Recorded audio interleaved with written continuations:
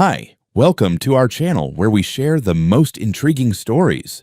Tom Rivers thought oceanfront life meant peace until the HOA president marched up his deck with fake eviction papers and a smile like a shark. What started as a petty power play turned into a high-stakes war of lies, threats, and law, where one man's home became the last line of defense.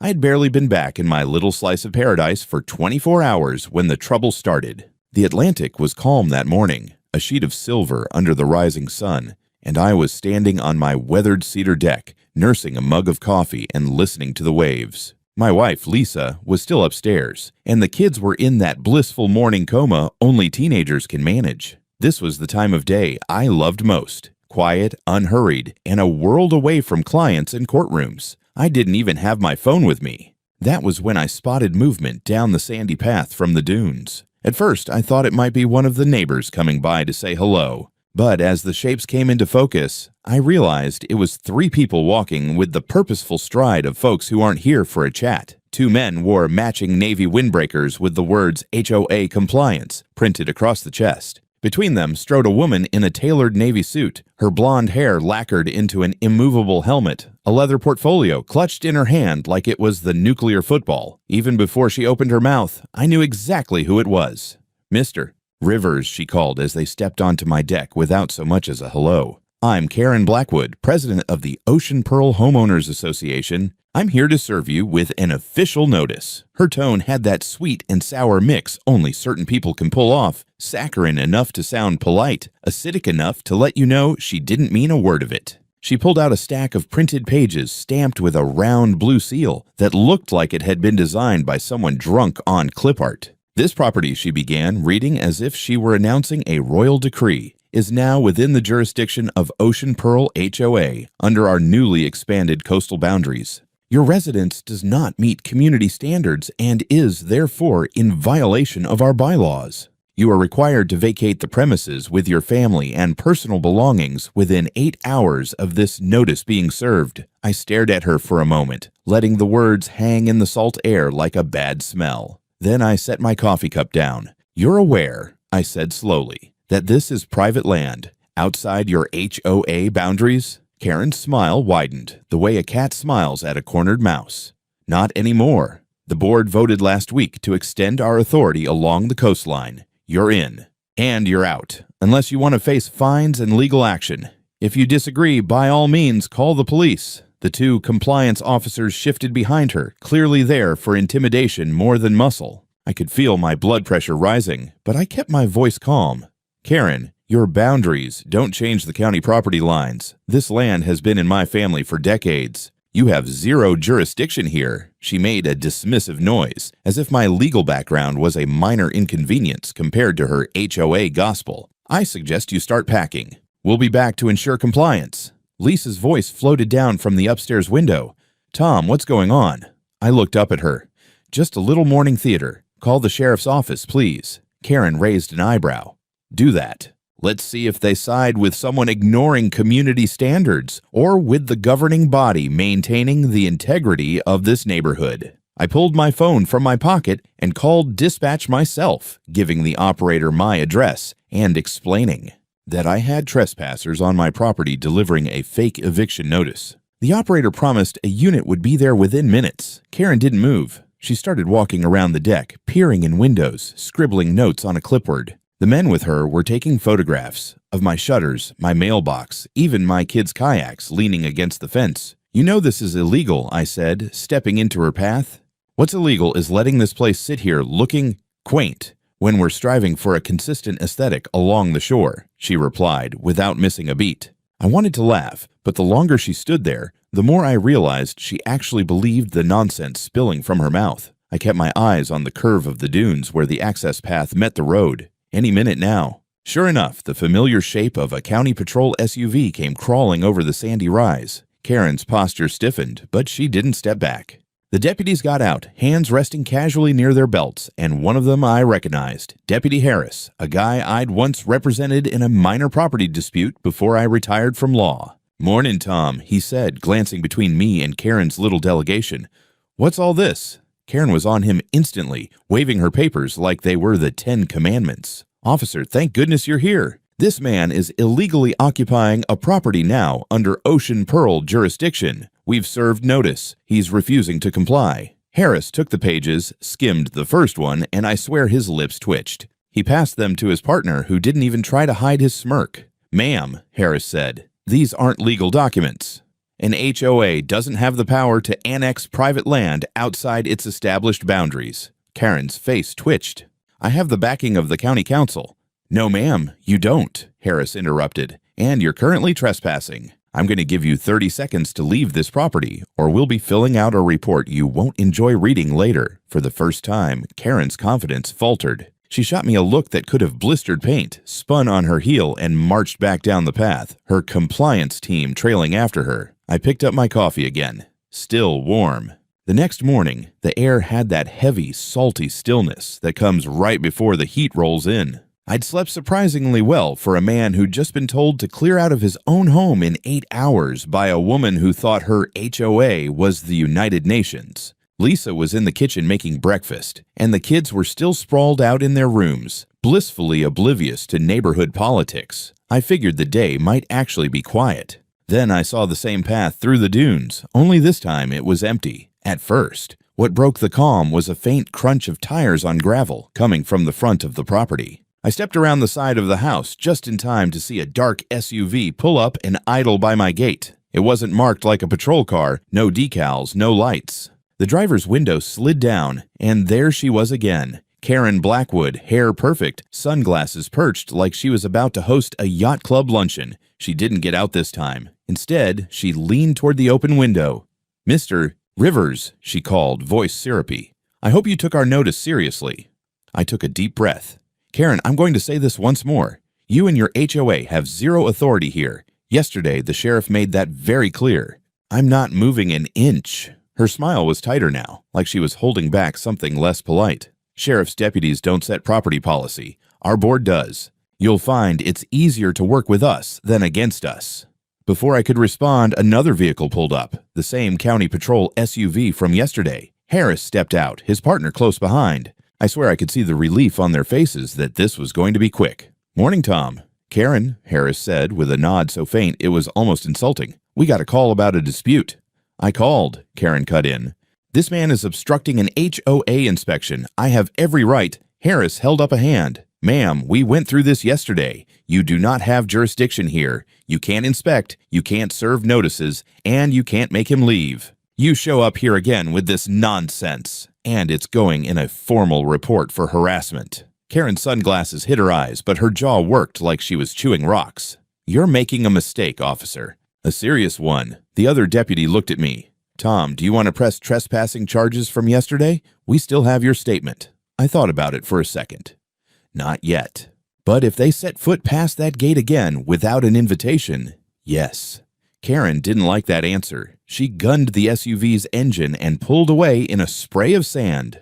No goodbye this time. Harris stayed a moment longer. "Tom, I know you can handle yourself, but keep your cameras rolling if they show up again. We'll keep an extra unit swinging by." After they left, I stood there, watching the road until it was empty again. Lisa came out onto the porch with her coffee. "So, round 2. "Looks like it," I said. And something tells me she's not the type to quit just because she's wrong. I spent the rest of the morning checking my security cameras, both the ones on the house and the newer battery-powered ones I'd mounted along the fence line. Every angle was covered. If she, or anyone from her HOA, came onto my property again, I'd have proof. By mid-afternoon, I'd almost managed to put the whole thing out of my mind.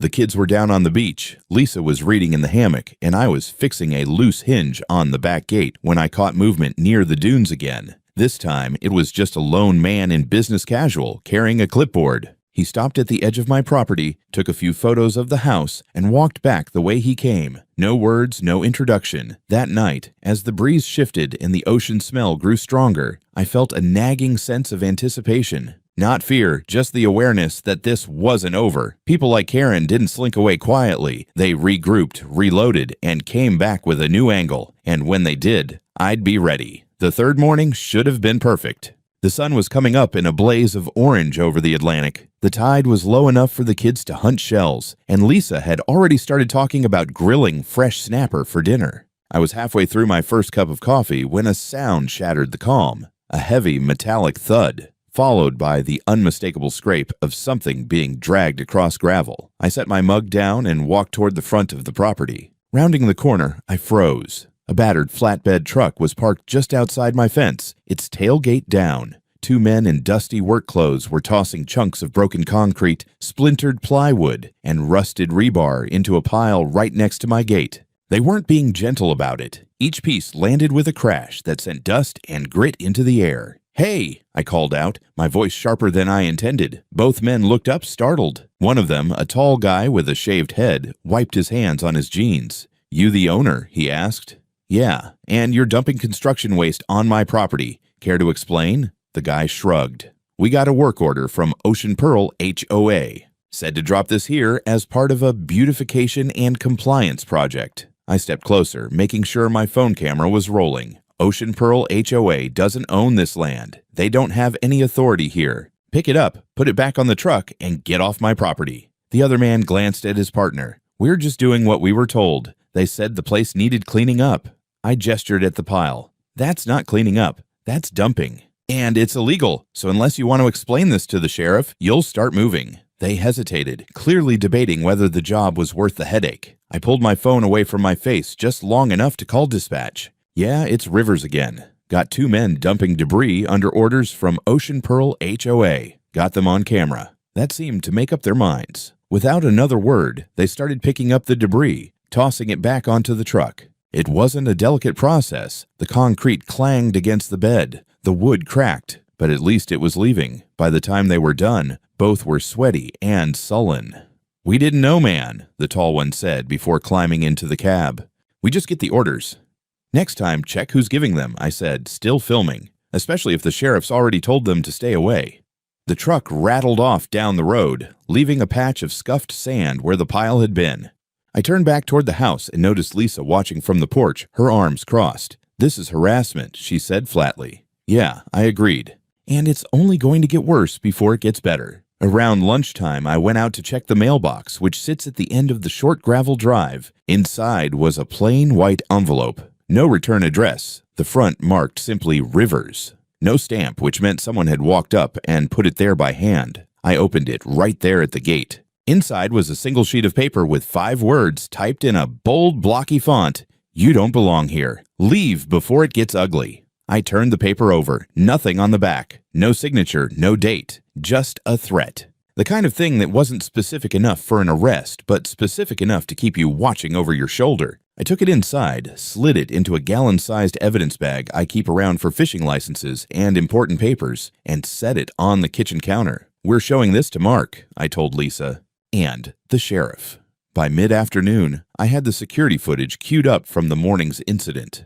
The truck pulling up, the debris being dumped, my conversation with the workers. I also checked the footage from the driveway cam. Sure enough, around 10 p.m. the previous night, a figure in a hoodie had walked up to the mailbox, paused, and slipped the envelope inside. The camera didn't catch the face clearly, but the build and gait made me think of one of Karen's compliance officers.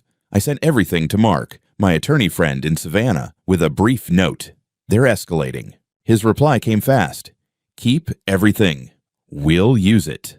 That evening, the mood in the house was tense. The kids could feel it, even if we tried to keep things light over dinner. Every time a car slowed on the road, Lisa's head turned toward the window. I didn't say it out loud, but I was already planning the next step. Karen had made her move, and now it was my turn. By the next morning, I was done playing defense. I'd spent the night running through scenarios in my head, every one of them ending with me dragging Karen and her merry band of HOA zealots into a courtroom and watching them get shredded by a judge. I've been out of active practice for years, but old habits die hard, and this was starting to feel less like a nuisance and more like a case file. After breakfast, I called Mark and told him I was coming into Savannah. Lisa wanted to come along, but I convinced her to stay with the kids. Someone had to be home in case our neighbors decided to get creative again. I loaded the evidence bag with the anonymous note, a flash drive with the video of the dumping, and printed stills from the mailbox camera. Mark's office was in an old brick building downtown, the kind of place where the air smells faintly of paper, coffee, and ambition. He was already standing when I walked in, hand outstretched, eyes scanning the evidence bag. "They're not wasting time," he said, flipping the note over as if it might have a hidden message. "This is harassment, borderline criminal threats." "Borderline?" I asked. He smirked. "We'll push it over the line." I laid out the timeline, the fake eviction notice, the police visit, the dumping, the threat. Mark was scribbling in a yellow legal pad the whole time, pausing only to underline something or tap his pen against the desk when he liked an angle. "Here's what we do," he said finally. "We file a formal harassment complaint with the sheriff's office today. At the same time, I'll draft a civil suit against Karen personally, claims for defamation, attempted unlawful eviction, and intentional infliction of emotional distress. We'll also send a cease and desist to the HOA itself. That puts them on notice and makes every step they take from here a liability." "Good," I said. "Let's also put in the letter that any contact from them, verbal, written, physical, goes straight into evidence." Mark grinned. "Spoken like a man who's been in the game." From there, we walked down the street to the sheriff's office. Harris wasn't at the desk, but the deputy on duty recognized my name and waved us back. I handed over the evidence bag, the flash drive, and a typed statement. The deputy read through it, nodding. "This is exactly the kind of pattern we need to see," he said. "We'll attach this to the existing call logs from your property. If they come back, we'll be ready to escalate." Back at Mark's office, he drafted the cease and desist. It was 3 pages of pure legal brickwork, every paragraph a wall Karen would have to climb if she wanted to keep coming after me. We printed 2 copies, one for certified mail to the HOA's official address and one to be hand-delivered to Karen herself. "I can have a process server take this to her house today," Mark said. "Better than you knocking on her door and catching a trespassing complaint." I left Savannah mid-afternoon, the weight in my chest lighter than it had been in days.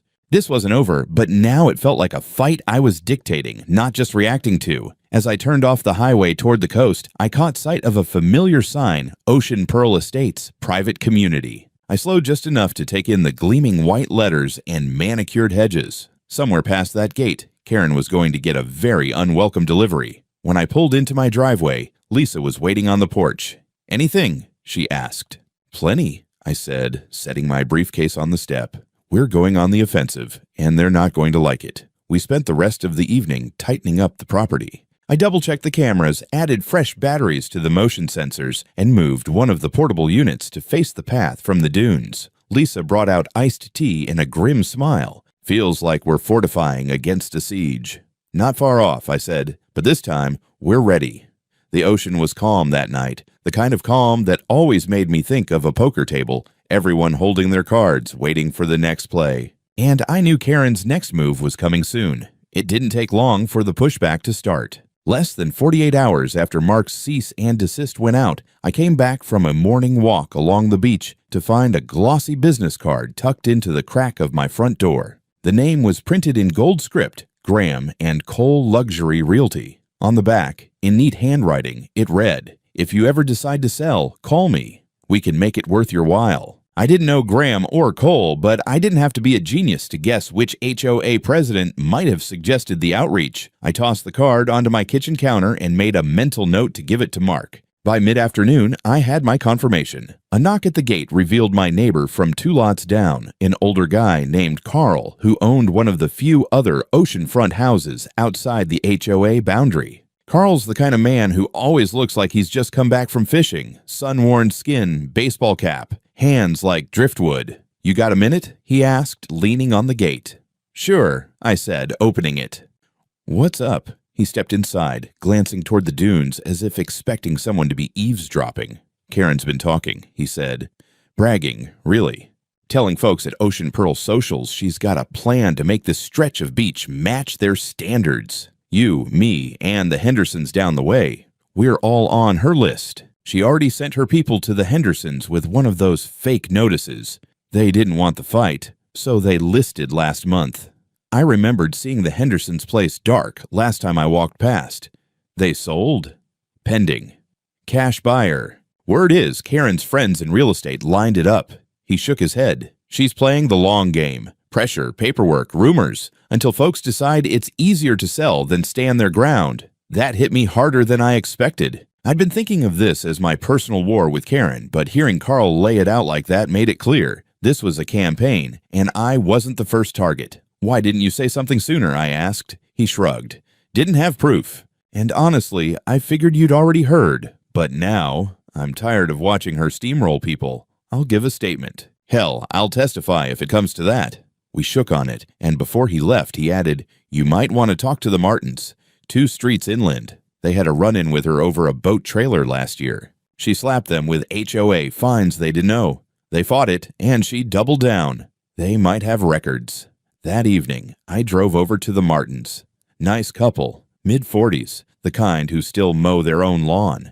When I explained what was happening, the wife disappeared into a back room and came out with a manila folder thick with papers, letters from the HOA, printouts of emails from Karen herself, and copies of their own property deed showing they weren't. Under HOA jurisdiction, she hates losing, the husband said, even when she's clearly in the wrong, especially then. By the time I got home, I had 2 sworn statements, copies of deeds, and enough anecdotal evidence to start drawing a map of Karen's harassment network. I called Mark, filled him in, and scanned everything over to him that night.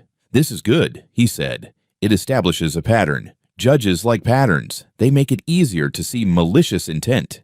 Keep digging. If there are more of these, we can show she's not just overstepping, she's running a scheme." I couldn't help but think of the cease and desist letter sitting unopened on her desk. Karen wasn't the type to be deterred by paper, even when it came with legal teeth. If anything, she'd take it as a challenge. The next morning, I found out just how right I was. I woke to the sound of my phone buzzing. It was Carl.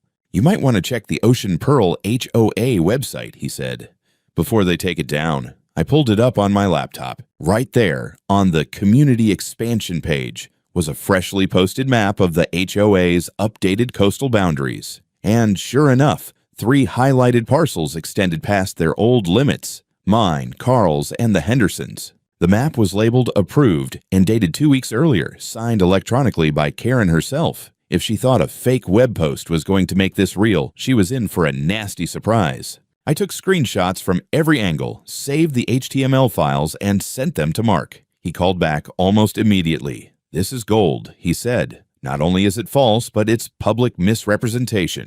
She's just handed us another claim, fraud." And with that, the walls around her scheme started to crack. Mark wasted no time turning the fake boundary map into a weapon. By that afternoon, he'd filed an emergency motion for a temporary restraining order against the HOA, arguing that they were actively publishing fraudulent claims of jurisdiction over private property. It wasn't just about me anymore. Carl and the Hendersons were included, which meant this was now a multi-party action. The judge granted a preliminary hearing for the following week. That might sound quick, but in legal terms, it was lightning speed, which told me the court smelled something rotten. Meanwhile, the sheriff's office called me in. Deputy Harris was there this time, leaning back in his chair with the kind of smirk that said he'd been waiting for this moment. "Rivers, you really stirred the hornet's nest," he said. "We got your complaint, and now we've got 3 others in the last 2 days. Same MO. Karen showing up with paperwork that has no legal standing, trying to muscle folks out. People are finally talking." "That's because they're realizing she's not untouchable," I said. Harris nodded. "Just be ready. Folks like her, they don't back down clean. They get desperate." That warning proved prophetic. The very next morning, I woke to the sound of heavy machinery. I rushed out to find a small excavator idling just beyond my fence, its operator looking confused as hell. "Can I help you?" I called out. "Got a work order here," he said, holding up a clipboard. "Says to start clearing debris and leveling for landscaping. Address matches yours." "Let me guess, HOA sent you?" Yeah. Said they're bringing your property into compliance." I laughed, sharp and humorless. "Not happening. You're trespassing the second that bucket touches my soil. You see those cameras? They're recording right now. You start work. I call the sheriff, and you explain why you're following an illegal order." The man hesitated, then climbed out of the cab. "I'm just doing my job, sir. I'll call it in." 5 minutes later, he was gone, leaving tire tracks in the sand and another piece of evidence for the folder. Mark's reaction when I told him was immediate. "Perfect. That's attempted conversion of property, trying to alter or improve land without consent. Judges eat that up in harassment cases. We decided to hit back harder. Mark subpoenaed the HOA's internal communications for the last 6 months. Emails, meeting notes, memos. It was a fishing expedition, sure, but one we both knew might net something big. While he worked that angle, I kept gathering allies. The Martins gave me a thumb drive with every email Karen had ever sent them, including one where she'd outright admitted she knew they weren't under HOA authority, but fined them anyway, to set an example. Carl talked to 2 more former owners who'd sold under pressure and were willing to give affidavits. Every new document, every statement was another brick in the wall I was building around my case. And I had a feeling Karen was starting to realize it. Late that evening, as I sat on the porch watching the tide roll in, a car slowed in front of my gate. It wasn't one I recognized, a dark sedan with tinted windows. It lingered just long enough for me to notice, then rolled on toward the highway. Maybe it was nothing, or maybe it was another one of Karen's subtle little intimidation games. Either way, I was past the point of being rattled. The more she pushed, the harder I was going to push back. And, with the hearing set for next week, I knew it was only a matter of time before everything she'd built came crashing down in front of her. The courthouse in Savannah has this old, imposing charm. Tall brick walls, polished wooden benches, and the faint smell of paper and varnish that makes you feel like every word spoken there matters. I arrived early not because I needed to, but because I wanted Karen to see me calm, collected, and ready. She showed up 20 minutes later, flanked by 2 HOA board members and a man in an overpriced suit who looked like he'd rather be anywhere else. Mark leaned toward me. That's their attorney. Name's Randall Peters. Reputation for being aggressive in depositions but folds when the evidence stacks high enough. When the hearing began, the judge wasted no time. We are here on an emergency motion for a temporary restraining order against the Ocean Pearl Homeowners Association and Ms. Karen Blackwood specifically for alleged harassment, trespassing, and misrepresentation of property boundaries. His tone carried a weight that made even Karen sit straighter. Mark went first.